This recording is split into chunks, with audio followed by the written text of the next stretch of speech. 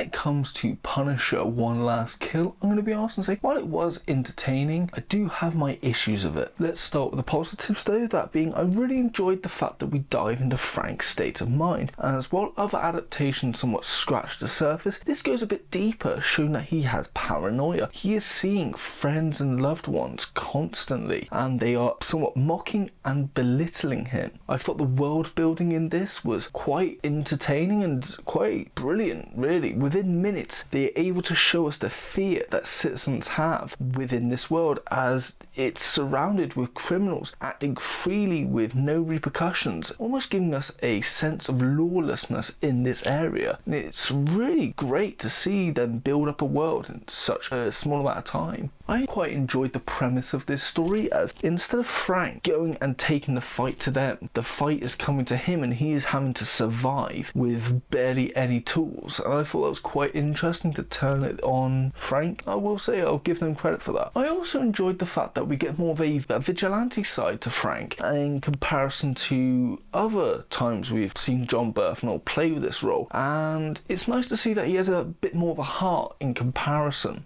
Now, when it comes to violence and the Punisher, they usually go hand in hand, and this is no different. If anything, it is impeccable to see such violence being portrayed on screen, and it never gets stale for me personally. It's a continuous barrage of violence, gunshots and brutality, which never gets dull in any moment of this project. And that can be said for the same for the choreography, which I thought was quite fantastic. I really thought anyone and everyone executed it on this, especially when it came to Frank swapping weapons, whether it be assault rifles, pistols or melee weapons. The way he does it, it was just beautiful to see. And I really enjoyed seeing the outfit the Punisher finally dons at the end, and it's really cool to see him actually committing these acts in broad daylight. Now, that's all I can say on the positive side of things. Now let's talk about my issue with it. Firstly, it borrows so many elements from other Punisher projects and adaptations. For example, when he's at the graveyard about to kill himself but hears his daughter's voice or sees his daughter, that's taken straight from the 2000s Thomas Jane Punisher movie, where he does exactly the same. And I just thought, why have they kind of copied that? Not only that, but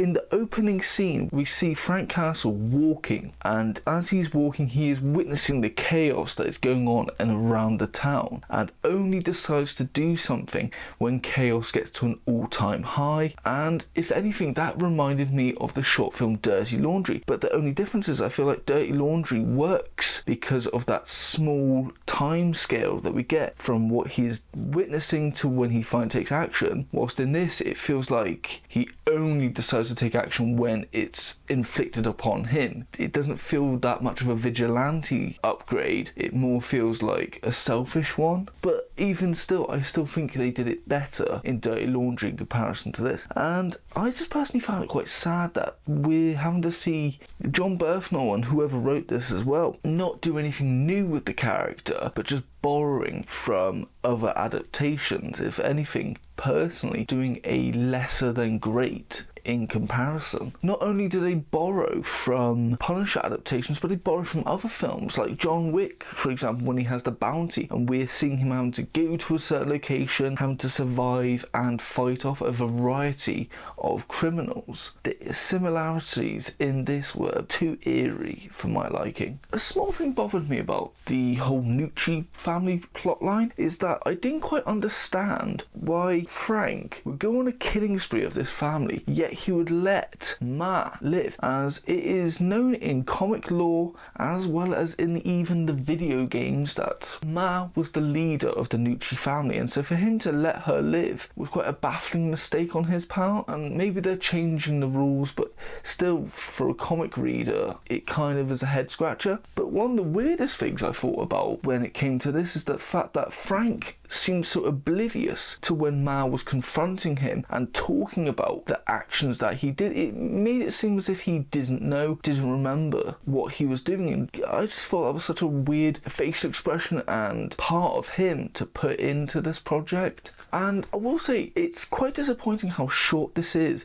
because we don't see him conclude on the whole going against Ma and the Nucci family, as that would have been really cool to end it with a little nod to the video games of him doing the funeral scene. I mean, they're already borrowing from the comics heavily with the Ma situation. Why not take a little bit more and borrow from the video games that was quite popular? But alas, we don't get that. We don't even get a conclusion to the Ma storyline. Another thing which bothered me is Frank Castle talking in this. There are moments in it where I could barely understand what he was saying, and it is most apparent during the graveyard scene. It sounded like he was mumbling. I get that the character's emotional, but at least make it so we can understand what he is saying. Subtitles couldn't even help me. My biggest gripe with this, and I think a lot of fans of Punisher would agree, when it comes to John Bertham's approach to playing the Punisher, it's so infuriating we don't get to see him in the iconic outfit that he is known for. It feels like such a recurring theme. We all get these amazing shootouts. This one has a fantastic scene in there,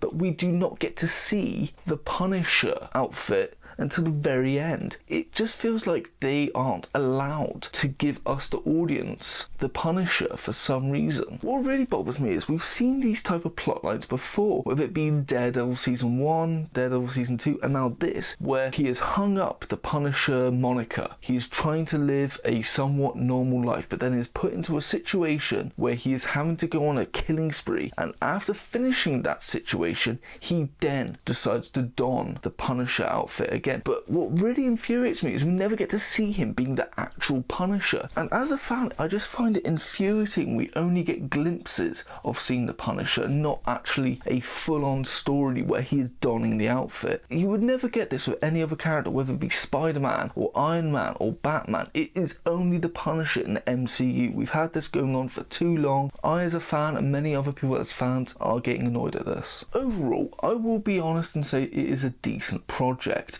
We get to dive into Frank's psychosis and the state of mind that he is currently in. I think that's quite interesting. I won't deny them that. And I think the violence is definitely something to witness. It's definitely quite a graphic display of violence, and I'm all for it. They execute it perfectly. My main issue is the story is nothing new that they've already done, and that we as fans just don't get to see the Punisher. And you could actually convince someone that this is some random action movie rather than a Punisher storyline, because of the fact that you don't get any of the character's style until the very end. Overall, is this good? I'm going to be honest and say it's okay. Rating wise, I'm going to give it a 6 out of 10. Now when it comes to would I rewatch it, I'm going to be honest and say not all of it. Like I mentioned, the action sequence was fantastic and I will definitely be rewatching that, but for the rest of it, I think it's been done way better. Now when it comes to recommendations, let's start off with what I personally think is one of the better Punisher films, that being the one in 2000s with Thomas Jane. Executed it amazingly well, and I think it still stands up today, and it's probably what introduced a lot of us fans to Punisher from a live action point of view. Now while I will say yes, it is still great, it's got a bit of jokiness to it, but it's still violent and gritty. But in comparison to the short film Dirty Laundry, which Thomas Jane also appeared in, not that dark. That is brilliant. Its only downside is how short it is, but I still enjoy the build-up with that storyline. Maybe you weren't introduced to the films, but maybe you were introduced to the games. That is a great game to play. Sad to say it's not available anymore unless you have a PlayStation 2, in which case have fun. But for those who don't, you can still watch the gameplay on YouTube. It's fantastic to look at. Thomas Jane lending his voice, and the game itself is fantastic, diving into the dark aesthetic world that Punisher lives in, and the disturbed darkness and the horrific punishments he's willing to inflict onto the criminals he sees. Utterly fantastic and a really hooking story all the way through. Now maybe you weren't introduced to Thomas Jane's Punisher, but more Ray Stevenson's Punisher from Punisher Warzone, which I will argue it's probably the best adaptation of Punisher, just because of how dark and sinister and cold Ray Stevenson portrays him. Honestly, R.I.P., he did a fantastic job. Not only that, but I think they executed the Jigsaw storyline as well fantastically and way better than what we got on Netflix. He just looked not as much disfigured in comparison to what we got on this. Maybe you weren't introduced to that either. Maybe, like most of us, we were introduced to the Punisher through animated form, through Spider-Man Season 2, Episodes 7 and 8, where I think they did a really good job of showing us, the fans, about Punisher. Yeah, he's not as dark and gritty, but there's something there that you still enjoy. It's still Frank Castle and the Punisher, just to a kid's format. Definitely interesting, and I've liked that it's based off the comics where he's going after Spider-Man, who's now Man-Spider. I thought that was quite cool. John Bernthal is a decent actor. Most people would know him from Wolf of Wall Street as Brad, or Shane from The Walking Dead. But I want to recommend something that people probably don't talk about as much, and that's his portrayal in We Own This City as quite the corrupt cop, where he and his merry men of other corrupt cops set up a task force that deal with gangs, but they steal from those gangs and keep the cash for themselves. Very interesting series. It's created by the guy who did The Wire. Definitely worth checking out. Those are my recommendations. This has been my review for Punisher: One Last Kill. Thank you for watching. If you have enjoyed, please like and subscribe, but most importantly, thank you and have a nice day.